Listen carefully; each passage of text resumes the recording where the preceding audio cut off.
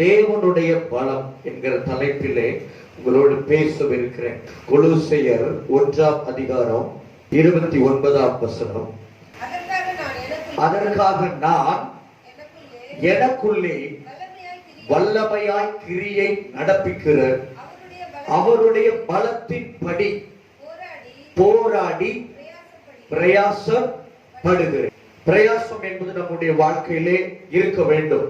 பூமிக்குரிய வாழ்க்கையாக இருந்தாலும் ஆவிக்குரிய வாழ்க்கையாக இருந்தாலும் பிரயாசம் இல்லாமல் நம்மால் ஒன்றையும் ஒரு காரியத்தை நடப்பிக்கவே முடியாது. அந்த பிரயாசம் இருப்பதற்கு நாம் போராட வேண்டியதாக இருக்கிறது. ஒரு காரியத்தை என் இருதயத்துக்குள்ளே ஏற்பட்ட பிரயாசத்தின்படி நான் நிறைவேற்றி முடிப்பதற்கு போராட வேண்டியதாக இருக்கிறது. உலக மனிதர்களும் போராடுகிறார்கள், ஆவிக்குரிய மனிதனாகிய நானும் போராடுகிறேன். ஆனால் அவனுடைய போராட்டத்துக்கும் என்னுடைய போராட்டத்துக்கும் இடையிலே இருக்கிற வேறுபாடு என்னவென்றால், அவன் தன்னுடைய பலத்தின்படி போராடி பிரயாசப்படுகிறான். நான் எனக்குள்ளே கிரியை நடப்பிக்கிற அவருடைய பலத்தின்படி போராடி பிரயாசப்படுகிறேன். அப்படி இங்கே பலம் கிரியை செய்கிறது, அங்கேயும் கிரியை செய்கிறது. அது மாம்ச மனுஷனின் பலம்.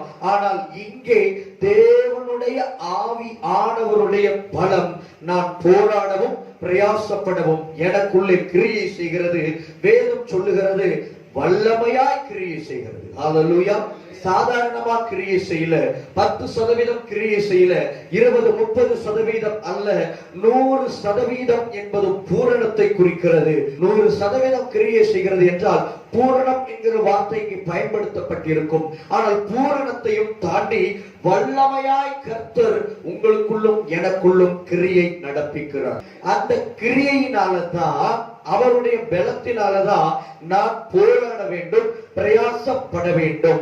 அவருடைய பலம் கிரியை செய்யாத என்னுடைய பிரயாசமும் போராட்டமும் விழலுக்கு இறைத்த நீராய் போய்விடும். அவருடைய பலம் நான் ஈடுபடுகிற காரியத்திலே இருக்கிறதா? அவருடைய பலம் நான் நடக்கிற வழிகளில் எல்லாம் இருக்கிறதா? நான் போராடுவது என்னுடைய பலத்திலா அல்லது அவருடைய பலத்திலா என்பதை கர்த்தருடைய பிள்ளைகள் ஒவ்வொரு காரியத்திலும் நிதானித்துக் கொண்டே இருக்க வேண்டும். நம்மை நாமே நிதானித்து அறிந்தால் நம் நியாயம் தீர்க்கப்படும். ஆவிக்குரியவன் எதையும் ஆராய்ந்து நிதானிக்கிறான். நான் பிரயாசப்படுவது, நான் கையில் எடுத்திருக்கிற காரியம், நான் ஈடுபட போகிற காரியம் எதுவாக இருந்தாலும் இதிலே கிரியை செய்வது என்னுடைய பலமா அல்லது தேவனுடைய பலமா? இந்த கேள்வி எனக்குள்ள இருக்க வேண்டும். பல நேரங்களில் என்னுடைய பலமே கூட தேவனுடைய பலத்தை போல தெரியும், ஆனால் அது தேவனுடைய பலமாக இருக்காது. இந்த புள்ளியில் தான் நாம் வஞ்சிக்கப்பட்டு விடுகிறோம். இது தேவனுடைய பலம் என் மூலமாய் கிரியை செய்கிறதா அல்லது நானே என்னுடைய மாம்ச பலமே, என்னுடைய சுய சிந்தையின் பலமே, அல்லது நான் இத்தனை வருடங்களா இந்த பூமியில் வாழ்ந்து மனிதர்களிடத்தில் இருந்தும் புத்தகங்களிடமிருந்தும் உலகத்திடமிருந்தும் பெற்றுக்கொண்ட அனுபவம் என்னுடைய ஞானமாய் மாறி அது எனக்கு பலமாக என் மூலமாய் கிரியை செய்கிறதா? அல்லது நான் எந்த விதத்திலும் போராடவும் இல்லை, பிரயாசப்படவும் இல்லை, என் பலத்தை நான் பிரயோகிக்கவும் இல்லை, ஆனா எனக்குள்ள ஒரு வல்லமை, ஒரு பலம் என்னை தூண்டி பிரயாசப்படவும் கிரியை செய்யவும் தூண்டுகிறதா என்பதை நாம் நிதானித்து பார்க்க வேண்டும். ஆவிக்குரிய சில பலங்களை பற்றி நாம் பார்க்க போகிறோம். முதலாவது தேவ கரத்தின் பலம், கர்த்தருடைய கரத்தின் பலம் அல்லது தேவனுடைய கரத்தின் பலம். வாசிக்கலாம். எஸ்ரா 7ஆம் அதிகாரம் 6ஆம் வசனம். இந்த எஸ்ரா இஸ்ரவேலின் தேவனாகிய கர்த்தர் அருளிய மோசேயின் நியாய பிரமாணத்திலே தேறின வேத பாரகனாய் இருந்தான். அவனுடைய தேவனாகிய கர்த்தருடைய கரம் அவன் மேல் இருந்ததினால் அவன் கேட்டவைகளை எல்லாம் ராஜா அவனுக்கு கொடுத்தார்.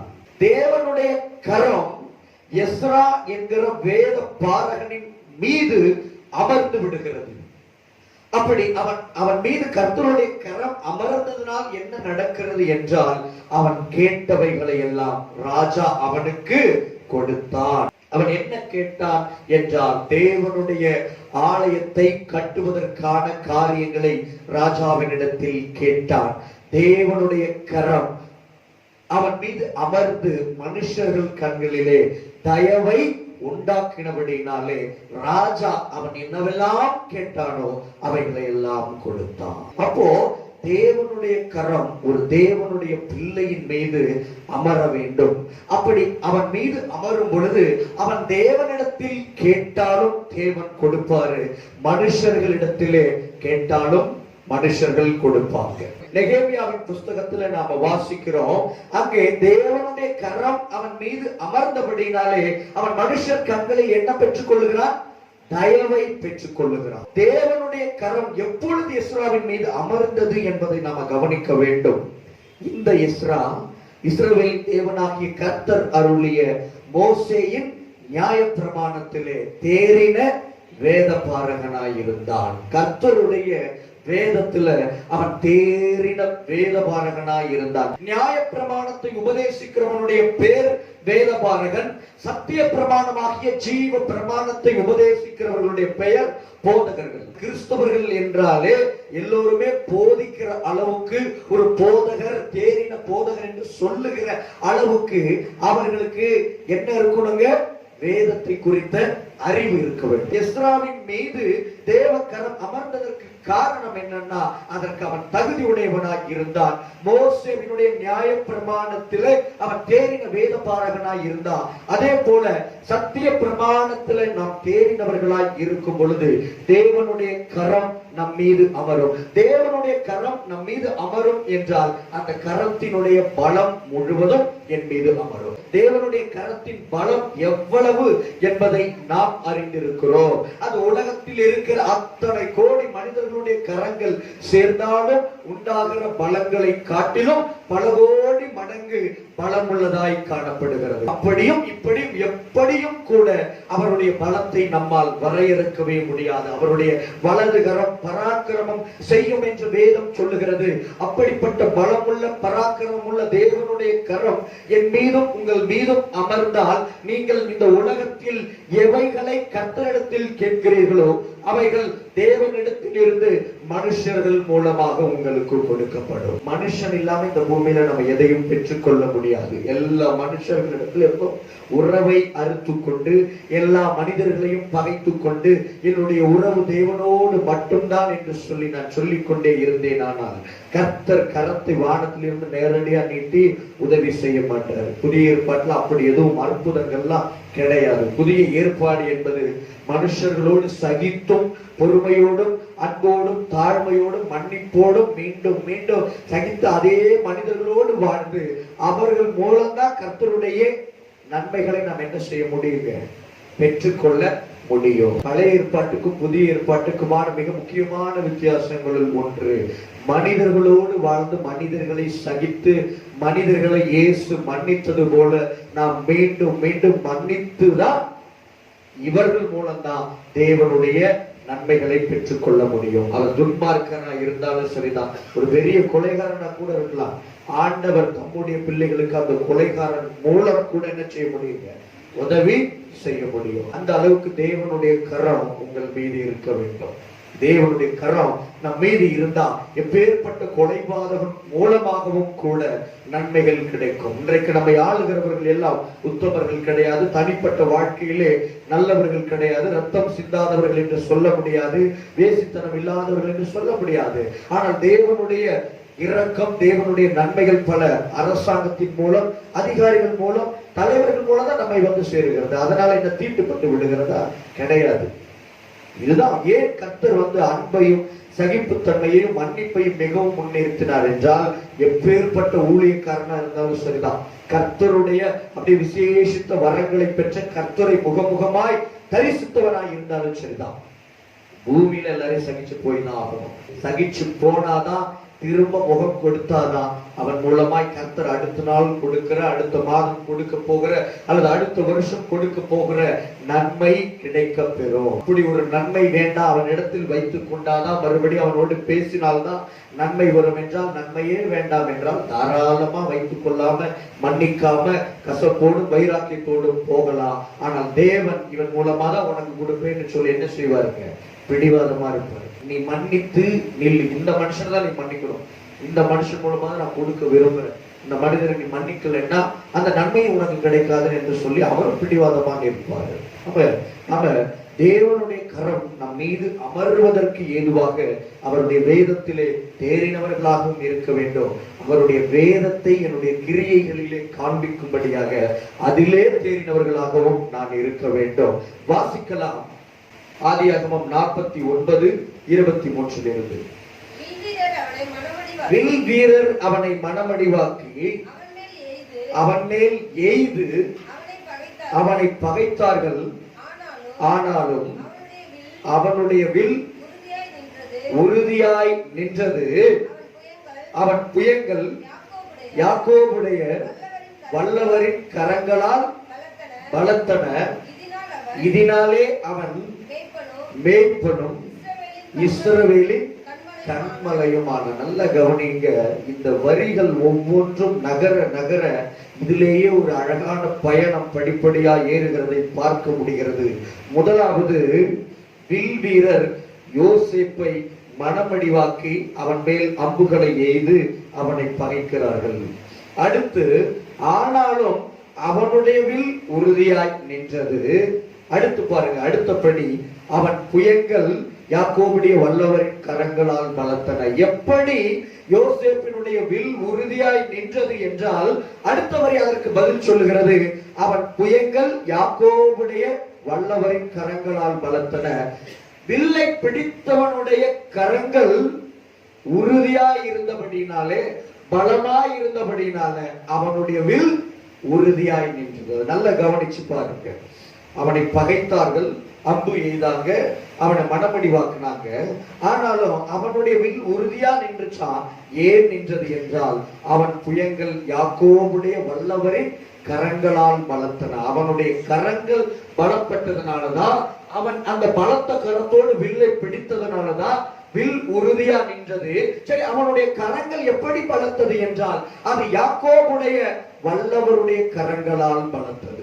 இப்ப நம்முடைய வாழ்க்கையில நம்முடைய வில், நம்முடைய பகைவர்கள் நம்ம மேல எத்துணை சொற்களை அம்புகளாய் எய்தாலும், குற்றச்சாட்டுகளை எய்தாலும், வீட்பழிகளை அம்புகளாய் எய்தாலும், மனமடிவாக்கினாலும், பகைத்தாலும், எதுவும் நம்மை ஒன்றும் செய்ய முடியாதபடிக்கு நம்முடைய வாழ்க்கையின் வில், நம்முடைய பயணத்தின் வில் உறுதியாய் நிற்க வேண்டும் என்றால், அந்த வாழ்க்கையை செலுத்தும் அளவுக்கு, நான் போராடும் அளவுக்கு, பிரயாசப்படும் அளவுக்கு என் உள்ளே இருக்கிறவர் வல்லமையாய் கிரியை செய்ய வேண்டும்.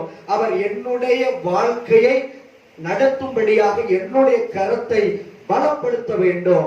அவர் பலப்படுத்தும் பொழுது என்னுடைய வாழ்க்கை பலப்படும். என்னுடைய வாழ்க்கை பலப்படும் பொழுது என்னுடைய நடைகள் ஒன்றும் பிசகாத போது, அது நடைகளில் எல்லாம் பலம் உண்டாகும் பொழுது என்னுடைய வாழ்வின் வெற்றி வில் எப்பொழுதும் உறுதியாக இருக்கும். அப்படி தேவனுடைய கரங்கள் ஏன் யோசேப்பினுடைய கரங்களை பலப்படுத்தினது என்றால், அதற்கான விடையை 22ஆம் வசனத்துல பார்க்கிறோம். யோசேப்பு கனி தரும் செடி, அவன் நீர் ஊற்று அண்டையில் உள்ள கனி தரும் செடி, அதன் கொடிகள் சுவரின் மேல் படரும். சங்கீதம் 1-2-3 வசனங்களை வாசிக்கலாம். கர்த்தருடைய வேதத்தில் பிரியமாயிருந்து இரவும் பகலும் அவருடைய வேதத்தில் தியானமாயிருக்கிற மனுஷன் பாக்கியவான். அவன் நீர்க்கால்களின் ஓரமாய் நடப்பட்டு தன் காலத்தில் தன் கனியை தந்து இலையுதிராதிருக்கிற மரத்தை போல் இருப்பான். அவன் செய்வதெல்லாம் வாய்க்கும். அங்கே யோசேப்பு கனிதரும் செடி என எழுதப்பட்டிருக்கிறது. இங்கே கனிதரும் மரத்தை பற்றி எழுதப்பட்டிருக்கிறது. செடியெல்லாம் ஒரு நாள் மரமாகிதான் தீரணும், கனி கொடுத்துதான் தீர வேண்டும். எஸ்ராவினுடைய வாழ்க்கையிலே பார்த்தோம், அவன் வேதத்திலே தேறினவனாய் இருந்தான். கர்த்தருடைய கரம் அவன் மேல் அமர்ந்தது. அவன் ராஜாவினிடத்தில் கேட்டதை எல்லாம் பெற்றுக் கொண்டான். இங்கே பார்க்கிறோம், யோசேப்பு கனிதரும் செடியாக இருக்கிறான், மரமாக இருக்கிறான். கனிதரும் செடி மரம் என்பது யாரை குறிக்கிறது என்றால், கர்த்தருடைய வேதத்திலே இரவும் பகலும் தியானமாய் இருக்கிற மனுஷனை குறிக்கிறது. அந்த மனுஷன் கோடை காலத்திலும் கூட உலகத்தினுடைய எல்லா மரங்களும் கூட உதிர்ந்து போனாலும், தங்களுடைய இலைகளை எல்லாம் உதிர்த்து போட்டாலும், கர்த்தருடைய வேதத்திலே பிரியமாயிருக்கிற, இரவும் பகலும் பிரியமாயிருக்கிற ஒரு மனுஷன் என்கிற மரத்தினுடைய இலைகள் உதிராது. அவன் எல்லா காலத்திலும் கனி தருகிற வாய்க்காலின் ஓரத்திலே நடப்பட்ட ஒரு செடியாக, மரமாக இருப்பான். யோசேப்பு வாழ்ந்த காலத்துல வேதம் என்பது கிடையாது, நியாய பிரமாணம் என்பது கிடையாது. அவன் மனசாட்சியின் காலத்தில் வாழ்ந்தான். ஆனால் தேவனுடைய வேதத்தை அவன் தன்னுடைய மனசாட்சியிலேயே இது நல்லது, இது தீங்கானது, இதை செய்ய வேண்டும், இதை செய்யக்கூடாது என்று சொல்லி அவன் இருதயத்துக்குள்ள அவனுடைய மனசாட்சி ஒன்றை ஒன்று நியாயம் தீர்த்து அவனை நடத்தினது. அவனே ஒரு வேத புத்தகத்தை போல தன்னுடைய வாழ்க்கையின் கிரியைகளிலே வாழ்ந்து காண்பித்தான். அதனாலதான் அவனுடைய வில் உறுதியாய் நிற்கும்படி தேவனுடைய கரங்கள் அவனுடைய கரங்களை பலப்படுத்தின. அவனுடைய கரங்கள் வில்லை உறுதியாய் பிடித்தன. அந்த வில்லில் இருந்து புறப்படுகிற அம்புகள் உறுதியாய் புறப்பட்டு எதிரிலே அவன் மீது அம்பை எய்தி மனமடி வாக்கினவர்களை வீழ்த்தி போட்டது. ஹல்லேலூயா. இன்றைக்கு நம்ம அம்புகளை எய்த முடியாது. வார்த்தைகளையும் வார்த்தைக்கு வார்த்தையாக மறுபடியும் எய்யக்கூடாது. எல்லாம் பாவம். இது எப்படி ஆவிக்குரிய இன்றைய புதிய ஏற்பாட்டு சத்தியத்தின்படி பேச வேண்டும் என்றால், உறுதியாக தரித்து நிற்கிற இருதயம், அன்பினால நிரம்பி வழிகிற இருதயம், அப்படிப்பட்ட இருதயத்தை உடையவன் எப்பேற்பட்ட வார்த்தைகள், வீண்பலிகள், கொடிய மனுஷர்களுடைய தூஷணங்கள், நிந்தனைகள் அவனை நோக்கி வந்தாலும் அத்தனையையும் அவனுடைய இருதயம் தாங்கிக் கொண்டு அது உறுதியாய் நிற்கும். நின்று மறுபடியும் அவர்கள் மேல் அம்பை எய்யும். அந்த அம்பு என்னவென்றால் அன்பு என்கிற அன்பு. தேவ அன்பு என்கிற அம்புகளையே மறுபடியும் தன் மீது எய்தினவர்கள் மேல் எய்யும் பொழுது அவர்கள் அந்த அம்பு தேவனுடைய அன்பு என்கிற அம்புகளிலே விழுந்து போவார்கள். ஹல்லேலூயா. நம்முடைய கிறிஸ்துவ வாழ்க்கையின் வில் உறுதியாய் நிற்கும். அது கடைசி வரை நிற்கும். அன்பினாலே எல்லாரையும் வீழ்த்தி போட்டுக் கொண்டே இருக்கும். தேவனுடைய பார்வையிலே நான் யோசேப்பாக இருப்பேன், கனிதரும் செடியாக இருப்பேன், மரமாக இருப்பேன். எப்பேற்பட்ட கொடிய காலம் வந்தாலும், உபத்திரவ காலம் வந்தாலும், எப்பேற்பட்ட தீங்கின் காலம் வந்தாலும் நான் வீழ்ந்து போக மாட்டேன். எல்லா காலத்திலும் கனி கொடுப்பேன். ஏனென்றால் என் இருதயமாகிய வில் உறுதியாய் நிற்கிறது. அது அன்பு என்னும் அம்புகளையே ஆயுதமாக தொடுக்கும். எப்பேற்பட்ட சூழ்நிலையிலும் என்னுடைய இருதயமாகிய வில்லில் இருந்து, என்னுடைய வாயாகிய வில்லில் இருந்து புறப்படுவது எல்லாம் அன்பு, அன்பு, அன்பு என்னும் அம்புகளே புறப்படும் என்றால் நான் நிச்சயம் இன்னைக்கு இறந்தாலும் பரலோகத்துல தான், பரதீசுல தான் இருப்பேன் என்று என்னால் உறுதியாக சொல்ல முடியும். ஹல்லேலூயா. எக்ஸாம்ஸ் என்பது, தேர்வுகள் என்பது நல்ல படித்த பிள்ளைகளை அடையாளம் காண்பதற்காக வைக்கப்படுவது. ஏன் எக்ஸாம்ஸ் வைக்கிறாங்க? எக்ஸாம்ஸ் வைத்தா தேர்வுகள் வரும் பொழுது படிக்காத பிள்ளைகள் தோற்று போய் விடுவாங்க என்பது ஒரு பக்கம். தேர்வுகள் வந்தாதான் படித்த பிள்ளைகள் உலகுக்கு வெளிப்படுவார்கள் என்பது இன்னொரு கோணம். எதற்காக சொல்றேன்னா, நெருக்கங்கள் வந்தாதா, உபத்திரவம் வந்தாதா, பாடுகள் வந்தாதா, எதிரான சூழ்நிலைகள் வந்தாதா, எதிரான மனுஷர்கள் எழும்பினாதா, உன்னை நீ யார் என்று உனக்கே காண்பி தருகிற தருணங்கள் உன்னுடைய வாழ்க்கையில இருக்கும். ஹல்லேலூயா. இதெல்லாம் வரலைன்னா நீ நல்ல கிறிஸ்துவன் என்பது உலகத்துக்கு தெரியாது, நீ சாட்சியான மனுஷன் என்பது உலகத்துக்கு தெரியாது, நீ உலகத்திற்கு வெளிப்படவும் முடியாது, நீ உலகத்திலே கனி தரவும் முடியாது. ஹல்லேலூயா. எதிரான சூழ்நிலைகள் தான் உங்களை உலகத்திற்கு வெளிப்படுத்தும். அவை சோதனைகள் என்பவை தேர்வுகள் போலத்தான். சோதனைகள் என்பவை நெருக்கடிகள் போலத்தான், மிக முக்கியமான வாழ்க்கையை தீர்மானிக்கிற தேர்வுகள் போலதான். இதெல்லாம் கர்த்தர் கிறிஸ்துவனுக்கு அனுமதிக்கிறாரு, தேவனுடைய ஊழியனுக்கு, தேவனுடைய பிள்ளைகளுக்கு அனுமதிக்கிறாரு. ஏன்னா அவருக்கு தெரியும் அதை தாண்டி நீ வந்து நிற்பாய் என்று சொல்லி. ஏனென்றால் நீ அதற்காக பல வருடங்களாய் தயாராகி கொண்டிருந்தவன், படித்துக் கொண்டிருந்தவன், வேத புத்தகத்தை வாசித்து வாசித்து எந்த நாட்களிலே உன் வாழ்க்கையில தேர்வுகள் வந்தாலும், சோதனை வந்தாலும், நீரோட்டம் வந்தாலும், வெள்ளம் வந்தாலும், நீ சத்தியத்தின் மீது அஸ்திபாரம் போடப்பட்டபடியினாலே அது எது வந்து மோதினாலும் மோதினது பின்வாங்கி போகவே ஒழிய நீ அந்த இடத்தை விட்டு பின்வாங்கி போகவே மாட்டேன்னு கர்த்தருக்கு தெரியும். ஹல்லேலூயா. அதனால தைரியமா அனுப்புவார். யோபுவை பார்த்து அப்படி சொன்னாரு, என் தாசனாகிய யோபுவை சோதித்து பாரு, அவன் ஜீவனை மட்டும் வச்சுட்டு என்ன வேணா செய்ய, ஆனா அவன் விழுந்து போக மாட்டான், விசுவாசத்துல பின்வாங்கி போக மாட்டான் என்று கர்த்தர் நம்பினாரு. அந்த நம்பிக்கையை யோபு காப்பாற்றினார். ஹல்லேலூயா. அப்படித்தான் இன்றைக்கு பிசாச சோதனைக்காரனுடைய சோதனைகள், நெருக்கங்கள், உபத்திரவங்கள் எல்லாம் நம்முடைய வாழ்க்கையிலே மோதிக்கொண்டே இருக்கின்றன. கர்த்தருக்கு தெரியும் என் பிள்ளை இந்த காலகட்டத்தை கடைந்து அவன் கண்மலையாக நிற்பான் என்று சொல்லி கர்த்தருக்கு தெரியும். ஹல்லேலூயா. அப்படித்தான் யோசேப்பு நின்றான். இதனாலே அவன் மேய்ப்பனும் இஸ்ரவேலின் கண்மலையுமானான். எதனால? அத்தனை பேர் அம்பு எய்த பொழுதும் அவன் அத்தனை பேரையும் மனமடிவாக்கி அவனுடைய வில் உறுதியா நின்று வெற்றி பெற்று காண்பித்ததனாலதான் அவனும் மேய்ப்பனும் இஸ்ரவேலின் கண்மலையுமானான். நீங்க மேய்ப்பனாக மாறணும் என்றால், கண்மலையா நிற்கணும் என்றால், அல்லது மேய்ப்பன் என்ற ஸ்தானத்திற்கு வந்த பிறகு இன்னும் முழுமையாக என்னுடைய எனக்குள் இருக்கிற அந்த ஆவிக்குரிய மனுஷன், அக்கினிக்குரிய மனுஷன், எழுப்புதலின் மனுஷன் வெளிப்பட முடியவில்லை என்கிற துக்கம் அடைத்துக் கொண்டிருக்கிறது என்றால், தேவன் இந்த நாட்களை அனுமதிக்கிறாரு. இந்த நாட்களின் முடிவிலே தெரியும் நீ மேய்ப்பனுக்கு தகுதியானவன், மேய்ப்பர்களுக்கெல்லாம் மேய்ப்பன், இஸ்ரவேலாகிய ஆவிக்குரிய இஸ்ரவேலாகிய கிறிஸ்தவர்களுடைய கண்மலை என்பதை உலகம் அறிந்து கொள்ளும். பிரச்சனைகள் தான் நம்ம அப்படியே தூக்கி கொண்டு வந்து மேல நிறுத்தணும். நல்லா புரிஞ்சுக்கணும். கர்த்தர் பிரச்சனைகளையே தூதர்களாய் பயன்படுத்துவார், நெருக்கங்களையே தூதர்களாய் பயன்படுத்துவார், உபத்திரவங்களை தூதர்களாய் பயன்படுத்துவார். உபத்திரவம் போல தெரியும், நெருக்கம் போல தெரியும், யாரோ என்னை தூக்கி எங்கேயோ கீழே போட போகிறாங்க என்பது போல தெரியும். ஆனா தூக்கி கொண்டே போய் ஒரு இடத்துல உங்களை நிறுத்தும். அப்பொழுது நீங்கள் மேய்ப்பனும் கண்மலையுமாக இருப்பீங்க. தூக்க யாரும் நம்ம தூக்கின பயம் வரதான் செய்யும். ஏன்னா தூக்கி கீழே எங்கேயோ கடாசம் போறாங்களோ, எங்கேயோ தூக்கிட்டு போறாங்களோன்னு சொல்லி தூக்கி கொண்டு போவது கீழே போடுவதற்கல்ல. கர்த்தர் இவற்றை எல்லாம் உன் வாழ்க்கையில உன்னை அடுத்த லெவலுக்கு லிஃப்ட் பண்றதுக்காக அனுப்பி வச்சிருக்கிறார். எப்போ உன்னுடைய வாழ்க்கையில நெருக்கம் வருதோ அப்ப முடிவு பண்ணிக்கணும், இந்த நெருக்கத்தின் முடிவு என் வாழ்க்கையிலே பெருக்கமாய் இருக்க போகிறது என்று சொல்லி. ஹல்லேலூயா.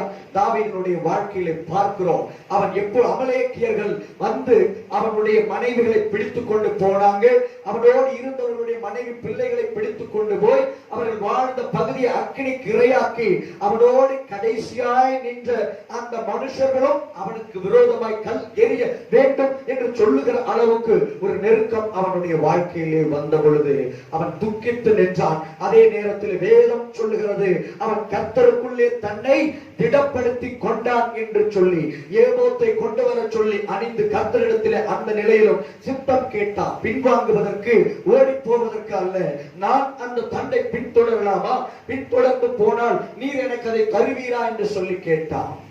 ஆண்டவர் பார்க்கிறார், உன் வாழ்க்கையில ஒரு சோதனை காலம் வந்துச்சுன்னா, நெருக்கடி காலம் வந்துச்சுன்னா நீ திரும்பி பின்னோக்கி ஓடி போகலாம் என்று பார்க்கிறாயா, அல்லது அந்த நெருக்கத்தை தொடர்ந்து போய் அதற்கே நான் நெருக்கம் கொடுப்பேன் என்று பார்க்கிறாயா, உபத்திரவத்தையே நான் பின்தொடர்ந்து போய் உபத்திரவத்தை முறியடித்து ஜெயம் கொள்வேன் என்று நீ நிற்கிறாயா என்று கர்த்தர் பார்க்கிறார். ஹல்லேலூயா. இப்படிப்பட்ட சோதனைகளை எல்லாம் நீ ஜெயம் கொண்டால்தான் உனக்கென்று நியமிக்கப்பட்ட எபிரோனிலும் இஸ்ரவேலிலும் எருசலேமிலும் நீ மேய்ப்பனும் கண்மலையுமாக கேதுரு மர வீட்டிலே வாசம் பண்ண முடியும். இல்லை என்றால் நீ நாடோடியாகத்தான் அலைந்து கொண்டே இருக்க முடியும். ஹல்லேலூயா. ரெண்டு சாய்ஸ் கர்த்தர் வைக்கிறார். இப்படி நாடோடியாகவே வாழ்ந்து பெரிய நெருக்கமே இல்லாம நான் வாழ்ந்துட்டு போயிடுறேன், எனக்கு விட்டுருங்க, எனக்கு பெருக்கமே வேணாம், நெருக்கம் மட்டும் கொடுத்துடாதீங்கன்னு சொல்றீங்களா? இல்ல நெருக்கம் கொடுத்தாலும் பரவாயில்லை, என்னை இந்த நிலையிலிருந்து இன்னும் மேல உயர்த்தி வைங்க ஆண்டவரே, ஆனா இந்த நெருக்கத்தை எல்லாம் நான் ஏற்றுக்கொள்ளுகிறேன்னு சொல்றீங்களா? இதுல ஆண்டவர் விரும்புவது நெருக்கங்களை எல்லாம் வீழ்த்தி போடுகிற வீரர்களை தான் கர்த்தர் இந்த நாட்களிலே எதிர்பார்க்கிறார். ஹல்லேலூயா. சொந்த பிரச்சனை, குடும்ப பிரச்சனை, மனைவியால் உண்டாகிற பிரச்சனை, மனுஷர்களால் உண்டாகிற பிரச்சனை, எந்த பிரச்சனையா இருந்தாலும் எதிர்கொள்ளுகிற நெஞ்சுரம் எனக்கு இருக்கு. ஏனால் என்னுடைய இருதயத்திலே குடியிருக்கிறவர் என் பரிசுத்த ஆவியானவர். அவர் பராக்கிரமசாலி, அவர் யுத்த வீரன். அவர் ஒரு பிரச்சனை வரும் பொழுது, சத்துரு வந்து வெள்ளம் போல எழும்பும் பொழுது அவர் வைராக்கியமாய் கிரியை செய்கிற, கொடியேற்றுகிற ஆவியானவர். ஹல்லேலூயா. அவருக்கு இடம் கொடுக்கும்படியாக முடிவெடுத்துட்டாலே போதும், கொடி அவர் ஏற்றி விடுவார். நான் ஏற்றி பண்ணியிருங்க. சத்துரு வெள்ளம் போல எழும்பினால், வெள்ளம் என்பது உபத்திரவத்தையும் குறிக்கிறது. வெளிப்படுத்தின விசேஷத்தின்படி இஸ்ரவேல் ஜனங்களுக்கு கடைசி நாட்களிலே 3.5 வருஷம் அந்த கிறிஸ்துவினால் உபத்திரவம் வருவதை வேதம் எப்படி குறித்திருக்கிறது என்றால், அப்பொழுது வலு சர்ப்பமானது தன் வாயிலிருந்து வெள்ளத்தை ஊற்றிவிட்டது. எதற்கு? ஸ்திரீயை விழுங்கும்படியாக ஊற்றி விடுகிறது. ஆனால் ஸ்திரீயானவள் அதிலிருந்து தப்பித்து போகும்படி பூமி அந்த வெள்ளத்தை, அந்த தண்ணீரை உறிந்து கொள்ளுகிறது, எடுத்துக் கொள்ளுகிறது. வெள்ளம் என்பது உபத்திரவத்தை குறிக்கிறது. வெள்ளம் என்பது சத்துருவினுடைய போராட்டத்தை குறிக்கிறது. அப்படி எப்பொழுதெல்லாம் உங்களுடைய வாழ்க்கையிலே ஒரு போராட்டம், ஒரு உபத்திரவம், ஒரு வெள்ளம், நீரோட்டம் எழும்புகிறதோ அப்பொழுது உங்களுக்குள் இருக்கிற ஆவியானவரை சார்ந்து கொள்ளுங்க. ஆவியானவர் கொடியேற்ற தொடங்கி விடுவார். ஹல்லேலூயா. அவருக்கு இடம் கொடுத்தோம்னா அந்த நெருக்கங்களின் மத்தியிலும் அவர் பேசி பேசி வழி நடத்துவார். என்னுடைய நெருக்கங்களின் காலகட்டத்திலே எனக்கு முழுக்க தோழனும் சகோதரனும் தாயும் தகப்பனுமாய் இருந்தது பரிசுத்த ஆவியானவர் மட்டும்தான். எத்தனை மணி நேரம் வேண்டுமானாலும் பேசுவார்.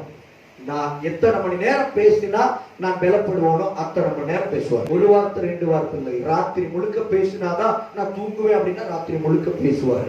பகல் முழுக்க நான் நடந்தாலும் சாப்பிட்டாலும் எங்கு போனாலும் நான் அவர் பேசிக்கொண்டே இருந்தாதான் எனக்கு இருதயம் பலமாய் இருக்கும் என்றால் அவர் பேசிக்கிட்டே இருப்பார். அவரை போல ஒரு பராக்கிரமசாலி, அவரை போல ஒரு நண்பன், அவரை போல ஒரு சிநேகிதன் இந்த உலகத்தில் யாருமே இருக்க முடியாது. அப்படிப்பட்ட ஆவியின் பலம், தேவனுடைய கரத்தின் பலம் என் மேலே அமரும் பொழுது நான் என் வாழ்க்கையிலே வருகிற எத்தனை தடை சுவர்களையும் உடைக்கிற பலம் எனக்கு உண்டாம். ஆமென் சொல்லலாமா? ஹல்லேலூயா. தேவ கரத்தின் பலத்தை பார்த்தோம். 2வது அனுப்புகிறவருடைய பலம். அனுப்புகிறவருடைய பலம் வாசிக்கலாம். நியாயாதிபதிகள் 6:14. நியாயாதிபதிகள். அப்பொழுது கர்த்தர் அவனை நோக்கி பார்த்து, உனக்கு இருக்கிற இந்த பலத்தோட போ, நீ இஸ்ரவேலை மீதியானியரின் கைக்கு நீங்களாக்கி ரட்சிப்பாய், உன்னை அனுப்புகிறவர் நான் அல்லவா. இந்த வசனத்தை பல நேரங்களிலே பலர் பெரும்பான்மையோர் தவறாய் புரிந்து கொள்ளுகிறோம். உனக்கு இருக்கிற பலத்துல போய் மீதியானியரிடத்திலிருந்து இஸ்ரவேலை ரட்சின்னு கர்த்தர் சொல்லல, உனக்கு இருக்கிற பலத்தோட போனதான் சொன்னாரு. சரியா புரிஞ்சுக்கணும், பகுத்து வாசிக்கணும், பகுத்து அறிவு, சத்தியத்தை பகுத்து அறிந்து கொள்ள வேண்டும். உனக்கு இருக்கிற பலத்தோட போர்க்களத்துக்கு போனதா கர்த்தர் சொன்னாரு. இந்த காரியத்தை தொடங்குன்னு கர்த்தர் சொன்னாருன்னா கர்த்தருடைய பலமே காரியத்தை முடிச்சிடும். அல்லேலூயா. இந்த இடத்துக்கு போ அப்படின்னு கர்த்தர் சொல்றாருன்னா கர்த்தருடைய பலமே காரியத்தை நடத்தி முடிச்சிடும். ஆமென். இந்த இடத்துல கர்த்தர் சொல்றாரு கிதியோனை பார்த்து, இந்த பலத்தோட போ அப்படின்னு சொன்னாரு. அடுத்து சொல்றாரு, நீ இஸ்ரவேலை மீதியானியரின் கைக்கு நீங்களாக்கி ரட்சிப்பா, நீ ரட்சிப்பா அப்படின்னு தான் சொல்றாரு. உன் பலம் ரட்சிக்கும்னு சொல்றாரு. அல்லேலூயா. நீ ரட்சிப்பாய், உன் மூலமா நான் ரட்சிப்பேன் அப்படின்னு தான் அர்த்தம். உன்னை அனுப்புகிறவர் நான் அல்லவா. அப்படின்னா என்ன அர்த்தம் தெரியுமா? உன்னை போர்க்களத்துக்கு அனுப்புகிறவர் நான் அல்லவா. அப்படின்னா போர்க்களத்துக்கு அனுப்பின நானே போரை நடத்துவேன், ஜெயத்தை கொடுப்பேன். ஆனா இதை செய்வதற்கு பூமியில எனக்கு ஒரு முகம் தேவைப்படுகிறது, ஒரு மனுஷன் தேவைப்படுகிறான். என் சார்பாக என் பட்டயம் உன் பட்டயம் என்று சொல்லப்படும் அளவுக்கு உன் பேரை நான் கனப்படுத்த விரும்புகிறேன். நீ புறப்பட்டு போனா என் பட்டயம் உன் பட்டயமா மாறி அங்க யுத்தம் செய்யும். ஹல்லேலூயா. மீதியானியர் இடத்துல கிதியோன் ஏதாவது பட்டயம் மீது யுத்தம் செய்தாரா? எதையுமே செய்யல. அவர் போனார். ஆண்டவருடைய பலம், ஞானம் அங்கே கிரியை செய்தது. கர்த்தருடைய பட்டயம், கிதியோனுடைய பட்டயம். கிதியோனுடைய பட்டயம், கர்த்தருடைய பட்டயம். ஆனா பட்டயத்துக்கு அங்க வேலையே இல்லை. நான் உண்மை. கர்த்தர் அவர்களை ஒருவருக்கொருவர் பட்டயத்தை எடுக்க பண்ணினாரு. முழுக்க யுத்தம் கர்த்தருடையதாக இருந்தது. முழுக்க கர்த்தருடைய பலம் கிரியை செய்தது. ஆனால் இங்க கிதியோனுடைய பலம் என்னன்னா, அங்க போனதுதான் கிதியோனுடைய பலம். உன்னை அனுப்புகிறவர் நான் அல்லவா, உனக்கு இருக்கிற பலத்தோடு போ. 2 வேலை தான், அந்த இடத்துக்கு போ. இப்ப நல்லா கவனிச்சுக்கோங்க, நம்முடைய தனிப்பட்ட வாழ்க்கையை அப்ளை எப்படி பண்ணி பார்க்கணும்னா, ஒரு காரியத்தை தொடங்கணும்னா, ஒரு காரியத்துல இறங்கணும்னா, கர்த்தர் அதை துவக்க சொல்லுகிறாரா, கர்த்தர் அதை எடுப்பித்து கட்டும்படியாக சொல்லுகிறாரா, கர்த்தர் அதை நடத்த சொல்லுகிறாரா, கர்த்தர் ஒரு இடத்துக்கு போ சொல்றாரா என்று பார்த்து போங்க. அப்படி கர்த்தரே போ சொல்லிட்டாருன்னா உங்க பலத்துக்கு அங்க வேலையே கிடையாதுன்னு அர்த்தம். உங்க பலம்னா எதுக்கு தெரியுமா உங்க பலம் தேவைப்படும்? அந்த இடத்துக்கு போறதுக்கு தான் உங்க பலம் தேவைப்படும். அதுலயும் கூட முழுசா தேவைப்படாது. ஏன்னா இங்க ஆண்டவர் சொல்றாரு, உனக்கு இருக்கிற இந்த பலத்தோட போனாரு. முடிக்கும் போது என்ன சொல்லிட்டாரு? உன்னை அனுப்புகிறவர் நான் அல்லவா. அப்படின்னா அனுப்புனாருன்னா அவர் பலத்திலே அவர் அனுப்பி வைப்பாருன்னு அர்த்தம். லூக்கா 4ஆம் அதிகாரம் 14ஆம் வசனம். ஆவியானவருடைய பலத்தினாலே கலிலேயாவுக்கு திரும்பி போனார். அவருடைய கீர்த்தி சுற்றிலும் இருக்கிற தேசமெங்கும் பரம்பிச்சு. நல்ல கவனிங்க, ஆவியானவரை இயேசு பெற்றுக்கொண்ட உடனே இயேசு போகல, இயேசுவை ஆவியானவர் தான் வனாந்தரத்திற்கு கொண்டு போனாரு.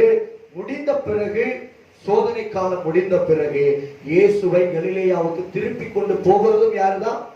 ஆவியானவர் தான். தேவைப்பட்டா, நமக்கு பலவீனமா இருந்துச்சுன்னா, அவரு வேலை நடக்கணும்னு அவர் முடிவு எடுத்துட்டாருன்னா நம்மை அவரே தூக்கி கொண்டு போவாரு, அவரே திருப்பி கொண்டு வந்து வீட்டிலேயே விட்டுருவார். அவர் வேலை நடக்கணும், அன்னைக்கு அவர் சித்தம் நிறைவேறணும்னா அந்த வேலையை கூட அவர் செய்வார். ஆமென். இதெல்லாம் செய்வார். அப்படின்னா அவர் தான் நேசித்து ஒருவருடைய இருதயத்துக்குள்ளே வாசம் பண்ண இறங்கின பிறகு அவனுக்கு சத்திய வசனத்துக்கு உட்பட்டு என்னவெல்லாம் செய்ய முடியுமோ அதையெல்லாம் செய்து முடிப்பார். இதுல என்ன அடிப்படையான காரியம் என்னன்னா, இப்படி உங்க வாழ்க்கையில நீங்க செய்கிற காரியங்களில் எல்லாம் ஒரு பலம் உங்களை உந்தி தந்துகிறதா இல்லையா, அதை ஆராய்ந்து பார்க்கணும். அல்லேலூயா. இப்ப என்னுடைய வாழ்க்கையில நடக்கிற கிரியைகள், நான் ஈடுபட்டிருக்கிற செயல்களில் ஏதோ ஒரு பலம் என்னை உந்தி தள்ளுகிறது என்று உங்கள் உடல்ல, உங்க ஆத்மாவில, உங்க ஜீவன்ல உங்களால உணர முடிகிறதா? என வேதம் சொல்லுகிறது, கர்த்தாவே நீர் என் ஜீவனின் பலனானவர். அப்போ உங்க ஜீவனை, உங்க ஆவியை, உங்க ஆத்மாவை, உங்க சரீரத்தை ஏதோ ஒரு பலம் நகர்த்துகிறது ஒரு காரியத்தில் என்றால் அந்த காரியம் கர்த்தருக்கு தேவை. அது கர்த்தருடைய சுத்தமான காரியம். அந்த கர்த்தர் தான் அந்த காரியத்துக்கு அனுப்புகிறார் என்று அர்த்தம். அங்கே ஜெயம்தான் உண்டாகும், உங்களுக்கு வெட்கமே இல்லை என்று அர்த்தம். அப்போஸ்தலர் நடபடிகள் 8ஆம் அதிகாரம் 39ஆம் வசனத்தில் பார்க்கிறோம், அவர்கள் தண்ணீரில் இருந்து கரையேறின பொழுது கர்த்தருடைய ஆவியானவர் பிலிப்பை கொண்டு போய் விட்டார். மந்திரி அப்புறம் அவனை காணாமல் சந்தோஷத்தோட தன் வழியே போனான். கர்த்தருடைய வேலை நடக்கணும் என்றால் கர்த்தர் கூட்டிக் கொண்டு போவார், கர்த்தர் திருப்பி கொண்டு வருவார். அப்படி கர்த்தர் திருப்பி கொண்டு போய் ஒரு இடத்துல விட்டா, கூட்டி கொண்டு போய் விட்டா, அங்க கர்த்தருடைய நாமம் மகிமைப்படுவதை காட்டிலும் உன் பேர் முதல்ல பெருமைப்படும். இயேசுவானவர் சோதனையை முடித்து கர்த்தருடைய ஆவியானவருடைய பலத்திலே கலிலேயாவுக்கு திரும்பி போன போது அடுத்த வார்த்தை என்னங்க சொல்லுகிறது? அதை நல்லா கவனிச்சு பாருங்க. அவருடைய கீர்த்தி சுற்றிலும் இருக்கிற தேசம் எங்கும் பரம்பிற்று. வார்த்தைகள், சத்திய வார்த்தைகள் எப்பொழுதும் சுருக்கமா இருக்கும். ஆனா முந்தின வார்த்தைக்கும் பிந்தின வார்த்தைக்கும் இடையில ஒரு பெரிய பலத்த சத்துவம், கர்த்தருடைய பெரிய ஒரு ரகசியம் அடங்கி இருக்கும். கலிலேயாவுக்கு திரும்பி போனார். எதனால திரும்பி போனார்? ஆவியினுடைய பலத்துல திரும்பி போனார். அடுத்து என்ன நடந்தது? ஊழியம் நடந்தது. கீர்த்தி சுற்றிலும் இருக்கிற தேசம் எங்கும் பரம்பிற்று. நீ ஈடுபடுகிற ஒரு காரியத்திலே, நீ எடுத்து துவக்குகிற ஒரு காரியத்திலே கர்த்தருடைய பலம் கிரியை செய்ததுன்னா அதனுடைய முடிவு வெட்கமாக இருக்காது, அதனுடைய முடிவு கனவீனமாக இருக்காது. மாறாக உன் கீர்த்தி எங்கும் பரம்பும். ஹல்லேலூயா.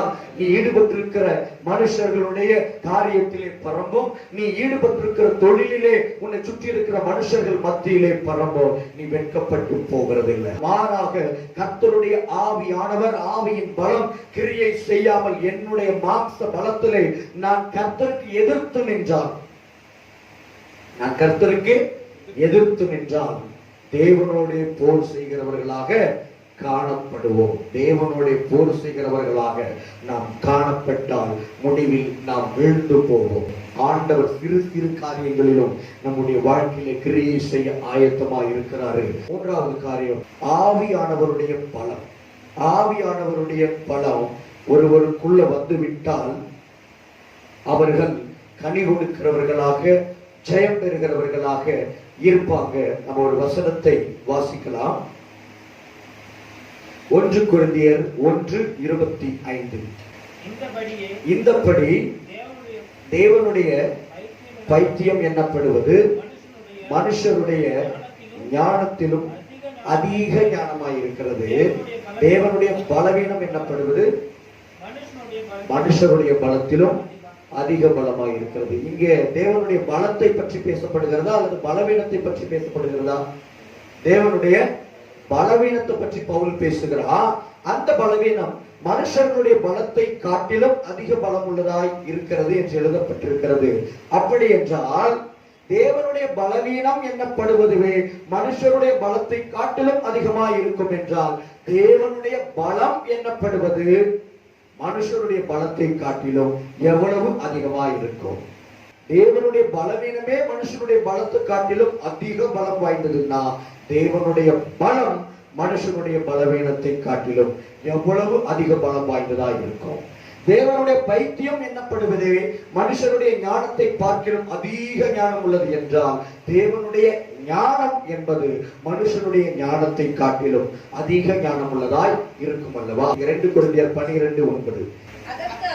அதற்கு அவர், என் கிருபை உனக்கு போதும், பலவீனத்திலே என் பலம் பூரணமாய் விளங்கும் என்றார். இப்போ முந்தின வசனத்தை கம்பேர் பண்ணி பாருங்க. இங்க ஆண்டவர் என்னங்க சொல்றாரு? பலவீனத்துல என் பலம் பூரணமாய் விளங்கும். என்ன சொன்னாரு? பலம் என்று சொன்னார். பலவீனம், உன் பலவீனத்திலே என் பலவீனம் பூரணமாய் விளங்கும்னு சொல்லல, என் பலம் பூரணமாய் விளங்கும்னு சொன்னாரு. அப்படின்னா அந்த முந்தின வசனத்தோட கம்பேர் பண்ணி பார்த்தா என் பலவீனத்துல கர்த்தருடைய பலவீனம் பூரணமா விளங்கினாலே நான் பலசாலி தான். ஏன்? நான் வேதவசனம் என்ன சொல்லுது? தேவனுடைய பலவீனம் என்னப்படுவது மனுஷர்களுடைய பலத்தை காட்டிலும் அதிக பலம் உள்ளதா இருக்குதுன்னா என் பலவீனத்துல தேவனுடைய பலவீனம் விளங்கினாலே மற்ற மனுஷர்களுடைய பலத்தை காட்டிலும் நான் பலசாலி தான். அல்லேலூயா. ஆனா கர்த்தர் என்ன சொல்றார்? வேதவசனம் என்ன சொல்லுகிறது? உன் பலவீனத்திலே என் பலம் விளங்கும். அப்போ நான் ஏற்கனவே என்ன சொன்னேன்னா மனுஷனுடைய பலத்தை காட்டிலும் கர்த்தருடைய பலவீனம் அதிக பலம் உள்ளது என்றால் மனுஷனுடைய பலத்தை காட்டிலும் கர்த்தருடைய பலம் எவ்வளவு பலம் உள்ளது என்று சொன்னேன். அதை விட ஒரு வல்லமை இந்த உலகத்துல எதுவுமே இல்லை என்று சொல்லி அர்த்தம். அவருடைய பலவீனம் எனக்குள்ள விளங்கினாலே நான் பெரிய பலவான். அவருடைய பலமே எனக்குள்ள விளங்க தொடங்கிடுச்சுன்னா என்னை விட ஒரு பலவான் இந்த பூமியில கிடையவே கிடையாதுன்னு சொல்லி அர்த்தம். அதனாலதான் அதான் கிருபையின் பலம். என் கிருபை உனக்கு போதும், உன் பலவீனத்திலே என் பலம் பூரணமாய் விளங்கும். இது கிருபையின் பலம். அவர் போதும் அப்படின்னு சொன்னார்னா அந்த போதும் என்கிற வார்த்தைக்கான அர்த்தமே பயங்கரமானதுன்னு சொல்லி அர்த்தம். முதல்ல போதும் சொல்றாரு. என்ன போதும்? அடுத்து சொல்ற உன் பலவீனத்திலே என் பலம் பூரணமாய் விளங்கும். ஆண்டவர் நம்ம பார்த்து போதும் எனாஃப் அப்படின்னு சொன்னாருன்னா அதுவே நிரம்பி நிரம்பி வழிய வழிய நம்ம போதும் போதும்னு சொல்ற அளவுக்கு இருக்கும் அர்த்தம்.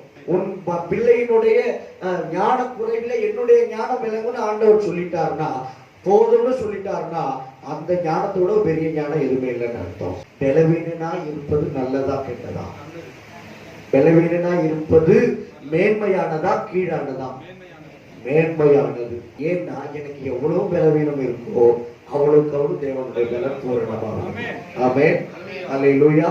நான் 10% தான் எனக்கு பலன் இருக்கு உடம்புல அப்படின்னா 90% உன் தேவனுடைய பலம் உன் வாழ்க்கையில பூரணமாய் விளங்க நீ தகுதி பெற்றவனாக இருக்கிறாய் என்று அர்த்தம். 2 காரியம், 2 கேள்வி உங்களிடத்துல கேட்கிறேன். இப்ப வியாதியில இருக்கிறீங்க. ஒண்ணு, நீங்க கேட்பது பவுல போல ஆண்டவரை இந்த வியாதியாகிய முல்லை இடத்துல எடுத்து போடுங்கன்னு கேக்குறீங்க. ஆண்டவர் வேறு வார்த்தையில பதில் சொல்றாரு, எடுத்து போட மாட்டேன், என் கிருபை உனக்கு போதும், உன் பலவீனத்துல என் பலம் பூரணமா விளங்குன்ற. 2 ஒண்ணு தானே? முள்ளை எடுத்து போடுங்கன்னு அவன் கேட்டு அவர் சொல்றாரு, முள்ளு இருந்துட்டு போட்டோம், அந்த முள்ளு ஒண்ணுமே செய்யாதபடிக்கு அந்த முள்ளு எப்பொழுதெல்லாம் உனக்கு பலவீனத்தை தருதோ அப்ப எல்லாம் என் பலம் பூரணமா விளங்கும்னு சொல்றாரு. இது அவர் அன்னைக்கே எடுத்து போட்டு உனக்கு ஒரு மகிழ்ச்சியை கொடுத்து நீயும் அவரை மறந்து போவது உனக்கு நல்லதா? ஆனா உனக்கு எப்பொழுதெல்லாம் பலவீனம் வருதோ அப்பொழுதெல்லாம் அவருடைய பலம் பூரணமா விளங்கி விளங்கி விளங்கி நான் இந்த பலவீனத்திலும் நான் நிலையா நிற்கிறேன் என்று சொல்லி, அதற்கு காரணம் என் தேவனுடைய பலன் பூரண பலன் என்று சொல்லி தினந்தோறும் நீ அவரை துதிப்பதா. அல்லேலூயா. இப்படிப்பட்ட வியாதியோடு இருந்த இவங்க இத்தனை தேதி செத்து போயிடுவாங்கன்னு சொன்னதுக்கு அப்புறம் 25 வருஷம் அந்த வியாதியிலேயே இவர் இன்னும் சிங்கம் மாதிரியே இருக்கிறான்னு சொல்றதுதான் தேவனுக்கு பலன். அல்லேலூயா. ஆனா சபைக்குள்ள நிற்கிற பல பிள்ளைகள் இன்றைக்கும் பலவீனத்துல நிற்கிறாங்க. ஆனாலும் தேவனுடைய பலன் அவர்களுடைய வாழ்க்கையில இன்னும் பூரணமா விலகிக் கொண்டிருக்கிறது. அவர்கள் யாரும் முழுமையாய் விடுதலை பெறவில்லை. ஆனாலும் அவர்கள் இன்றைக்கும் ஜீவனோடும் ஆயுசோடும் நிலைத்து நிற்கிறாங்க. ஹல்லேலூயா. ஒரு பெரிய வாழ்க்கையில பொருளாதார பலம் இல்லை, பொருளாதார செழிப்பு இல்லை, பரவாயில்ல, தினந்தோறும் உன்னுடைய வாழ்க்கையில பொருளாதாரத்துல உன் தேவனுடைய பலன் பூரணமாய் விளங்க நீ தகுதியுடையவனாய் காணப்படுகிறான். ஹல்லேலூயா. ஆனா உன் கண்களுக்கு முன்னால மிகப்பெரிய மனுஷன், ஒரு செல்வந்தன், ஐஸ்வர்யவான் இருக்கலாம், கோடி கோடியா சம்பாதிச்சு வச்சுக்கலாம், அவன் வாழ்க்கையில கர்த்தர் தேவையில்லைன்னு அர்த்தம். உனக்கு தான் கர்த்தர் தேவைப்படுறாரு, உனக்கு தான் அவருடைய பலன் டெய்லி விளங்குது அப்படின்னா ஒரு 2 காரியம் சொல்லி முடிக்க விரும்புகிறேன். தேவனுடைய பலன் யாருடைய வாழ்க்கையில தினசரி செயல்படும் நிலையில ஒரு மனுஷன் இருக்கிறானோ அந்த பலன் கொஞ்சம் கொஞ்சமாய் கிரியை செய்து அவன் பெரிய பலவான மாறி போயிடுவான். அல்லேலூயா. ஆமென் சொல்லலாமா? ஆனா தேவனுடைய பலம் அதிகமாய் கிரியை செய்யாத அளவுக்கு என் ஆரோக்கியமே எனக்கு நல்லா இருக்கு, என் பொருளாதார வாழ்க்கை நல்லா இருக்கு, எனக்கு எதையுமே கேட்டு பெற்றுக்கிற நிலையில இல்ல, கர்த்தர் என்ன ரொம்ப நிறைவா வச்சிருக்கிறாருன்னா உங்க வாழ்க்கையில கர்த்தருக்கு பெரிய வேலை இல்லைன்னு அர்த்தம். உன் பலமே உனக்கு போதும் அப்படின்ற நிலையில நீங்க இருக்கீங்கன்னு அர்த்தம். ஆனா எவ்ரி திங்ல எனக்கு ஆண்டவர் தாங்க. காலையில தூங்குனா நான் படுத்த திரும்ப என்னால எழுந்திருக்க முடியாது, எழுப்புறது கர்த்தர் தான் அப்படின்னா அன்னைக்கு தேவனுடைய பலம், அடுத்த நாள் எழுப்புறதுக்கு தேவனுடைய பலம். இப்படியே 30 வருஷம் ஓடி ஓடி தினந்தோறும் பலன் சேர்ந்து நீ தான் பெரிய பராக்கிரமசாலி. அல்லேலூயா. தினந்தோறும் உன்னுடைய வறுமையில அவருடைய ஐஸ்வர்யம் தினந்தோறும் கொஞ்சம் கொஞ்சமா விளங்கி 30-40 வருஷம் ஓடி போகும்போது நீ தான் பெரிய ஐஸ்வர்யம். ஹல்லேலூயா. நான் பலவீனனாய் இருப்பது நல்லது, நான் என் பலவீனத்திலே இனி மேன்மை பாராட்டுவேன். ஏனென்றால் வானத்தையும் பூமியையும் சமுத்திரத்தையும் உண்டாக்கின தேவனாகிய கர்த்தருடைய பலன் அதனால என் வாழ்க்கையிலே தினந்தோறும் பூரணமாய் விளங்குகிறது. அந்த பலத்தை நான் தினந்தோறும் என் உடலில் அனுபவிக்கிறேன், உள்ளத்திலே அனுபவிக்கிறேன், வாழ்க்கையின் ஒவ்வொரு வழிகளிலும் அனுபவிக்கிறேன், போகிற இடங்களில் எல்லாம் அனுபவிக்கிறேன். எதுவும் என் பேங்க்ல இல்ல, ஆனா எல்லாம் தேவைப்படும் போது பரலோகத்தில் இருந்து எனக்கு மழை போல பொழிந்து கொண்டே இருக்கிறது என்றால் நான் ஏன் கவலைப்படுவேன்? அது ஏன் பேங்க்ல இருந்தா என்ன, என் ஆண்டவருடைய பேங்க்ல இருந்தா என்ன, அங்கே பூச்சி அரிக்காது, இவர்கள் கண்ணமைக்கு தேட மாட்டான். ஏன் சில நேரங்களில் நானே எதிரியா மாறி ஏன் பணத்தை நான் அடித்து போடுற நிலைமை எனக்கு இருக்கவே இருக்காது. ஹல்லேலூயா. பணத்தை பார்த்தோன்னா ஏதாவது செய்ய தோணும், எடுத்து இதுல போட்டுட்டு 4-5 நாள்ல வீணாக்கி போட்டுட்டு ஐயோ இருந்ததும் போச்சுன்னு நினைக்கிறத விட அப்பா கைகளில் வைத்து அவ்வப்போது எடுத்து ரிலீஸ் பண்ணுகிற அந்த மேன்மையான வாழ்க்கை உங்களுக்கு கர்த்தரால் கொடுக்கப்பட்டிருக்கிறது என்றால் கர்த்தரை இது நிமித்தம் ஸ்தோத்திரிப்போம், அவருடைய நாமத்தை உயர்த்துவோம், அதுவே நமக்கு பூரண பலனாய் இருக்கும். ஆமென் சொல்லலாமா? ஹல்லேலூயா. ரோமர் 1:16 சுவிசேஷத்தினாலே உண்டாகும் பலன் வாசிக்கலாம். கிறிஸ்துவின் சுவிசேஷத்தை குறித்து நான் வெட்கப்படேன், முன்பு யூதரிலும் பின்பு கிரேக்கரிலும் விசுவாசிக்கிறவன் எவனோ அவனுக்கு ரட்சிப்பு உண்டாவதற்கு அது தேவ பலனாயிருக்கு. 3 காரியம் உங்களிடத்துல கேட்கிறேன். சுவிசேஷத்தை விசுவாசிச்சீங்களா? விசுவாசிக்கிறீங்களா? விசுவாசிப்பீங்க இல்லையா? விசுவாசிப்பீங்க. ரைட். விசுவாசித்ததுனால உங்க வாழ்க்கையில ரட்சிப்பு உண்டானதா? உண்டாகி இருக்கிறதா? உண்டாகி இருக்குமா? கடைசி வரைக்கும் முடிவு பரியந்த நிலைத்து நிற்போமா? நிற்போம். ஹல்லேலூயா. இது எல்லாம் இந்த ரட்சிப்பு, இந்த சுவிசேஷம், இந்த சுவிசேஷத்தை விசுவாசிப்பதற்கான தேவ பலன் கிரியை செய்ததனாலதான் இந்த ரட்சிப்பு எனக்குள்ள இன்னைக்கு இருக்கு. ஹல்லேலூயா. அப்போ ரட்சிப்பு உங்க வாழ்க்கையில இருக்கிற வரைக்கும், விசுவாசம் உங்க வாழ்க்கையில இருக்கிற வரைக்கும், அந்த விசுவாசம் உங்க இருதயத்துக்குள்ள வருவதற்கு கிரியை செய்த தேவ பலன், அந்த ரட்சிப்பு உண்டாவதற்கு கிரியை செய்த தேவ பலன், நீங்கள் இப்பொழுதும் விசுவாசித்துக் கொண்டிருக்கிற அந்த சுவிசேஷ வசனங்களாகிய இயேசு எனக்காக ரத்தம் சிந்தினார், ஜீவனை கொடுத்தாரு, அவரை ஏற்றுக்கொண்ட பொழுது நான் ரட்சிக்கப்பட்டேன், பாவ மன்னிப்பை பெற்றுக்கொண்டேன், சாபத்திலிருந்து விடுதலை பெற்றேன், நோயிலிருந்து விடுதலை பெற்றேன் என்று சொல்லி சுவிசேஷ வசனத்தின் அங்கங்களை நீங்க எப்பொழுதெல்லாம் விசுவாசித்து ஜீவனுள்ள நாளெல்லாம் முடிக்க போறீங்களோ அது வரைக்கும் உங்களுக்குள்ள வந்து தங்கின ரட்சிப்பின் தேவபலன், சுவிசேஷத்தின் தேவபலன், விசுவாசத்தின் தேவபலன் உங்களுக்குள்ளதான் இருக்கு. அது வெளியில இன்னும் போகவே இல்லை. ஹல்லேலூயா. இந்த தேவ பலனை சார்ந்து கொள்ளுங்க, அறிக்கை பண்ணுங்க. எனக்குள் சுவிசேஷத்தை நான் இன்றைக்கும் விசுவாசிக்கிறேன். என் இயேசு எனக்காக ரத்தம் சிந்தினார், தேவகுமாரன் எனக்காக அடிக்கப்பட்டார், அவர் என்னை புதிய மனுஷனாய் மாற்றினார் என்று சொல்லி சுவிசேஷத்தை எப்படி விசுவாசித்து ஏற்றுக்கொண்டீங்களோ அதை தினந்தோறும் அறிக்கை பண்ணுங்க. முடிவு பரியந்தம் அறிக்கை பண்ண ரட்சிப்பில் நிற்க அன்றைக்கு உங்களுக்குள் புகுந்த அந்த தேவனுடைய பலன் அப்படியே நீடிக்கும். அது வளர்ந்து பெருகும். அந்த பலன் உங்களுடைய வாழ்க்கையிலே ரட்சிப்பின் சந்தோஷத்தை, ரட்சிப்பின் சமாதானத்தை, ரட்சிப்பின் ஐஸ்வர்யத்தை, ரட்சிப்பின் சம்பூரணத்தை எல்லாம் கொண்டு வந்து சேர்க்கும். அப்ப சுவிசேஷத்துல சம்பூர்ண ஆசீர்வாதம் இருக்கிறது. நமக்கு பொழியப்பட்ட ஆவியானவர் சம்பூர்ணமாய் நமக்குள் பொழியப்பட்டார் என்று வேதம் சொல்லுகிறது. சுவிசேஷத்தை விசுவாசித்து ஏற்றுக்கொண்டபடினால்தான் ஆவியானவர் சம்பூர்ணமாய் பொழியப்பட்டார். அப்போ இந்த ஆவியானவருடைய பலமும் எனக்குள்ள இருக்கு. அது சம்பூர்ண ஆவியாய் பொழியப்பட்டபடினாலே அது சம்பூர்ண பலமாய் இருக்கிறது. சுவிசேஷத்திலும் சம்பூர்ண ஆசீர்வாதம் இருக்கு. அந்த சுவிசேஷம், அந்த ரட்சிப்பு எனக்குள்ள இருக்கிறது. அது சம்பூர்ண பலத்தை எனக்குள்ள தந்து கொண்டு இருக்கிறது. சிலுவையை பற்றின உபதேசம் கெட்டு போகிறவர்களுக்கு பைத்தியமாய் இருக்கிறது.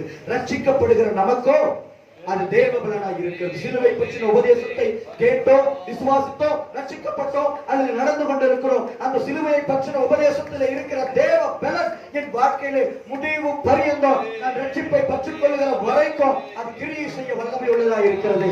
அந்த சிலுவையை பற்றின உபதேசத்தின் பலனை நான் இன்றைக்கு ஆண்டவரை அறிக்கை பண்ணி இந்த நாளுக்கு தேவையான அளவுக்கு நான் எடுத்துக் கொள்ளுகிறேன் என்று சொல்லி கிளைம் பண்ணுவோம், உரிமை கோருவோம். கர்த்தர் அவற்றை சம்பூர்ணமாக உங்களுடைய வாழ்க்கையிலே நடப்பிக்க வல்லமை உள்ளவராக இருக்கிறார்.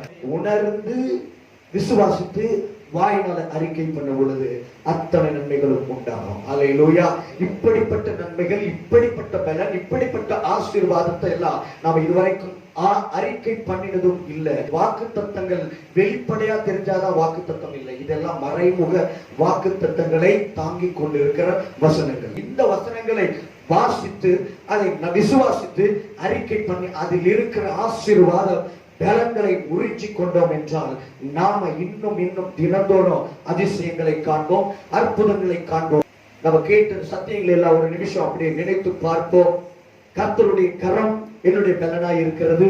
வேதத்திலே நான் தேறினவனாய், வேதத்திலே இரவும் பகலும் நான் தியானமாய் இருக்கிற மனுஷனாய் இருக்கும் பொழுது தேவ கரம் என் மீது அமர்கிறது. அப்படி தேவ கரம் என் மீது அமர்ந்த பிறகு நான் ஜெபித்தால், நான் மனுஷர்களிடத்தில் கேட்டால் எனக்கு எல்லாம் கொடுக்கப்படும். அடுத்து அனுப்புகிறவருடைய பலம். தேவன் என்னை அனுப்புகிறாரா?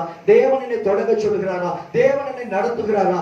தேவன் என்னை இந்த காரியத்தில் ஈடுபட சொல்லுகிறாரா என்று சொல்லி பார்த்து, தேவன் இந்த வார்த்தையை பேச சொல்றாரா என்பதை பார்த்து ஒவ்வொன்றையும் நிதானித்து பேசும் பொழுது, செய்யும் பொழுது, போகும் பொழுது, நடப்பிக்கும் பொழுது அனுப்புகிறவருடைய பலன் என் மூலமாய் கிரியை செய்து என் வாழ்க்கையிலே ஜெயத்தை கொண்டு வரும். மூன்றாவது காரியம் கிருபையின் பலம். கிருபை உனக்கு போதும், உன் பலவீனத்தில் என் பலன் பூர்ணமாய் விளங்கும் என்று சொன்ன ஆண்டவருடைய பலம். நீ பலவீனனாய் இருக்கிறபடியினாலதான் உன் வாழ்க்கையில பூரணமாய் விளங்கி கொண்டிருக்கிறது, விளங்க போகிறது. நான் பலவீனனாய் இருக்கிறது நல்லது ஆண்டவரே, அதனாலதான் என் வாழ்க்கையில உன்னுடைய பலம் பூரணமாய் விளங்குகிறது என்று சொல்லி அது நிமித்தம் கர்த்தரை ஸ்தோத்திரித்தார். அந்த பலவீனத்தையும் கர்த்தரை எடுத்து கொண்டுடுவார். ஹல்லேலூயா. அடுத்து செயல்படுத்தும் பலம். ஆவியானவர் இயேசுவை கொண்டு போனார், திரும்ப கொண்டு வந்தார். பிலிப்புவை கொண்டு போனார், திரும்ப கொண்டு வந்தார். நடப்பிக்கிற, செயல்படுத்துகிற, ஊழியத்தை செய்ய வைக்கிற பலம், கீர்த்தியை உண்டாக்குகிற பலம், உங்களுடைய கீர்த்தியை பூமி எங்கும் பரப்புகிற பலம் ஆவியானவருடைய பலம். அது செயல்படுத்தும் பலம். அந்த பலத்தை நான் சார்ந்து கொள்ளும் பொழுது ஊழியத்திற்காகவோ அல்லது என் வாழ்க்கையினுடைய சுய காரியங்களுக்காகவோ நான் போராட வேண்டியதில்லை, முயற்சி எடுக்க வேண்டியதில்லை. ஆவியானவருக்கு நான் இடம் கொடுத்தா அவர் என்னை எடுத்துக்கொண்டு போவார், திரும்பி கொண்டு வருவார். அங்கே போன இடத்துல கிரியை நடப்பிப்பார்கள். அங்கே அவருடைய அற்புதங்கள் விளங்கும், ராஜ்யம் கட்டப்படும். நானும் ஜெய கம்பீர ஊழியக்காரனாக இருப்பேன். நான்காவது காரியம், சுவிசேஷத்தின் பலம். அந்த பலத்தை நான் தினந்தோறும் சுவிசேஷத்தை அறிக்கை பண்ணி அதை விசுவாசித்து அந்த பலனை நான் இன்றைக்கு பெற்றுக் கொள்கிறேன். அந்த சுவிசேஷத்தின் சம்பூர்ண ஆசீர்வாதத்தை, பலத்தை நான் இன்றைக்கு பெற்றுக் கொள்கிறேன். ஆவியானவர் எனக்குள் சம்பூர்ணமாய் பொழியப்பட்டிருக்கிறாரு. அந்த சம்பூர்ண ஆவியானவருடைய சம்பூர்ண பலத்தை நான் இன்றைக்கு சார்ந்து கொள்கிறேன். என் பலம் ஒன்றுமே கிடையாது என்று சொல்லி ஒவ்வொரு நாளும் ஒவ்வொரு காரியத்திலும் நாம் இடம் கொடுத்து செயல்படும் பொழுது சுவிசேஷத்தின் சம்பூர்ண பலம் என்னுடைய வாழ்க்கையிலே உண்டாகும். கர்த்தர் தாமே உங்களை ஆசீர்வதிப்பாராக. ஆமென். ஆமென். அல்லேலூயா.